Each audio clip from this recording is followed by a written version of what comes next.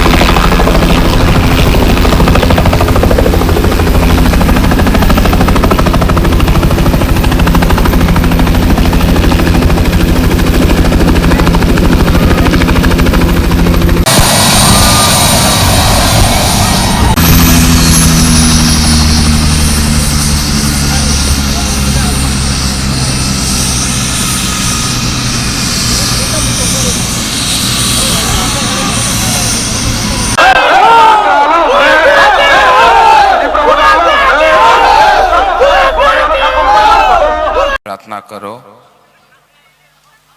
तिपरसा के लिए प्रार्थना करो।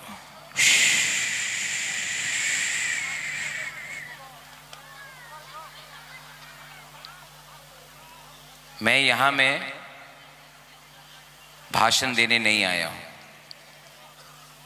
मैं यहां में अपना तिपरसा को समझाने आया हूं। एक तरफ में मानिक शाह है जो TTAADC को दखल करके ट्राइबल का शब्द हटाकर हमारा ADC को दखल करना चाहता है। उसके पास बहुत पैसा है, वो मुख्यमंत्री है, उसको लगता है वो जीतेगा। दूसरी तरफ आपका राजा है जो